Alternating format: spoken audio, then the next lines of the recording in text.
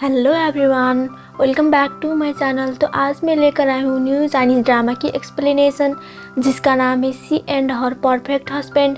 Episode की starting में हम हमारी फीमेल लीड को देखते हैं जो कि एक होटल में जा रही थी और इसका नाम चिंसी है। फिर हम देखते हैं विन्यू को जो कि वही होटल के एक रूम में था, जो कि अपने वाइफ से छुप रहा था। उसकी वाइफ मीमी उसे बाहर निकलने के लिए कहती है जो कि बहुत गुस्से में होती है। फिर हमारी हीरोइन चिंसी की एंट्री होती है। चिंसी प्रोफेशन से एक लॉयर है जो कि अपने काम से आई थी।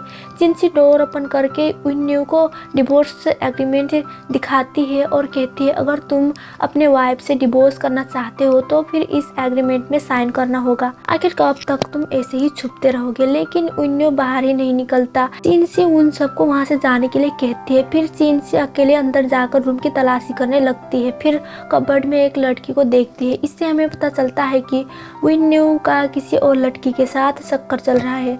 और यहाँ हमें ये भी पता चलता है कि विन्यू और चिंसी ब्रदर सिस्टर हैं। लेकिन इस वक्त वो एक बहन नहीं, एक लॉयर है जो कि बहुत ही ईमानदारी से अपने ड्यूटी को पूरा कर रही है। नेक्स्ट डे चिंसी उन दोनों को डिवोर्स वाली एग्रीमेंट उनके पास रख देती है। लेकिन उन दोनों में से कोई भी पहले एग्रीमेंट में साइन करने के लिए राजी नहीं होता। फिर चिंसी उन दोनों को सोचने के लिए टाइम देती है और ये भी कहती है अच्छे से सोच समझ के ही मुझे बुलाना, फालतू बात के लिए मेरे पास टाइम नहीं है। नेक्स्ट सीन में हम हमारे मेल लीड को देखते हैं और इसका नाम यांगहुआ है। और उसके मॉम उसे पूछ रही होती है कि तू इतने अच्छी लड़कियों को रिजेक्ट कैसे कर सकता है। एक्चुअल में उसकी माँ ने लास्ट टाइम बहुत सारे लड़कियों के साथ डेट फिक्स कर दी थी। लेकिन यांगहुआ को तो शादी करने में कोई भी इंटरेस्ट नहीं था। लेकिन उसके माँ अपने बहू को देखने के लिए तरस गई थी। उसके माँ उसे बहुत सुनाती है। यांगहुआ का तो बात सुनकर कान ही पक गए थे। लेकिन कुछ देर बाद वो वहाँ से भागकर अपने रूम में आ जाता है। इससे उसके मॉम भी उसके पीछे पीछे आ जाती है। वो यांगहुआ के लिए फिर से एक डेट फिक्स करती है और लड़की का नाम लीदाई होता है जो कि एक लॉयर है। उसके माँ उसे कहते हैं इस लड़की को जैसे भी करके पटा, नहीं तो मुझे माँ मत कहना।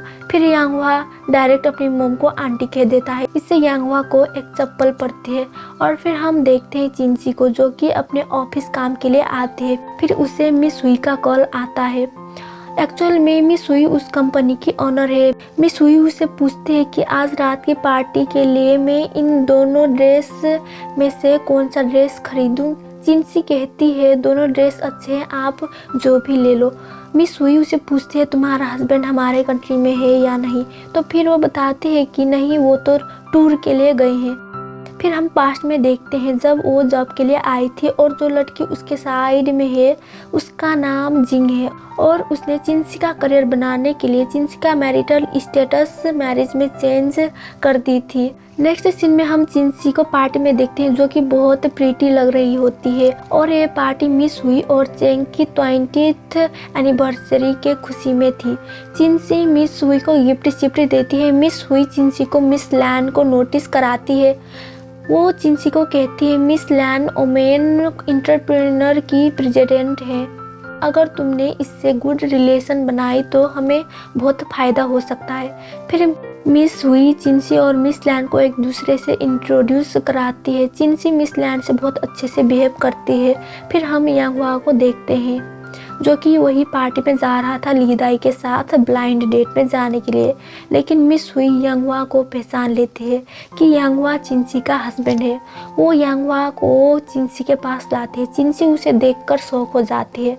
लेकिन कुछ देर बाद वो डायरेक्ट जाकर यांगहुआ को किस कर देती है। मिस हुई उसे कहती है अब तुम दोनों यहाँ मत शुरू हो जाओ, रूम में जाकर बात करो। फिर चिंसी यांगहुआ को रूम में लाते हैं। यांगहुआ चिंसी को नहीं जानता है लेकिन चिंसी उसे अच्छी तरीके से जानती थी। पास्ट में हम देखते हैं चेंग एंड हुई कंपनी में जॉब करने के लिए मैरिड होना ज़रूरी था। लेकिन ये सब उसने जानबूझकर नहीं की थी और उससे तो ये भी नहीं पता था कि वो मैरिड है क्योंकि वो सब तो जिंग ने किया था। लेकिन चिंसी अपने करियर को बनाने के लिए किसी को सच नहीं बताती और ये सब बात चिंसी यांगहुआ को बता देती है। यांगहुआ कहता है तुमने अपने करियर को बनाने के लिए किसी लड़के को इंटरनेट में देखा और उसे हस्बैंड मानने की नाटक करने लगी और वो लड़का और कोई नहीं मैं था, है ना। चिंसी यांगहुआ से माफ़ी मांगती है और फिर कहती है तुम मुझसे इसके बदले कुछ भी मांग सकते हो। लेकिन यांगहुआ उसे डिवोर्स करने के लिए कहता है। फिर हम मिस हुई और मिस लैन को देखते हैं। मिस लैन अपनी भतीजी डैनपिंग और मिस हुई को एक दूसरे से इंट्रोड्यूस कराती है, लेकिन जब ये बात सुनती है कि मिस हुई जो है चेंग और हुई कंपनी की ओनर है, तब उसकी बिहेव पूरी तरीके से चेंज हो जाती है। ऐसा लगता है कि उसकी चेंग एंड हुई कंपनी से पुरानी दुश्मनी है। मिस हुई बहुत सोच में पड़ जाती है कि हमारे कंपनी के नाम सुनते ही इसके बिहेवियर क्यों चेंज हो गए। फिर वो अपने स्टाफ जाओ को डैम्पिंग के डिटेल्स निकालने के लिए कहती है।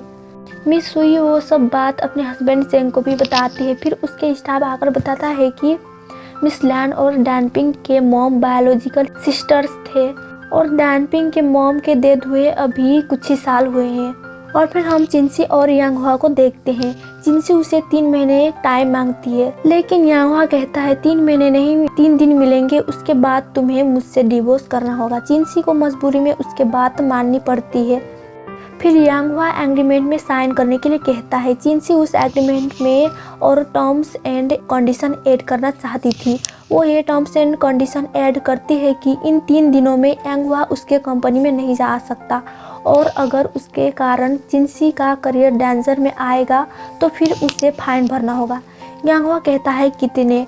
चिंसी कहती है मेरी एनुअल सैलरी के डबल। यांगहुआ सोचते रह जाता है क्योंकि उसकी अपनी जॉब तो थी नहीं, लेकिन फिर भी वो इस बात को मान लेता है।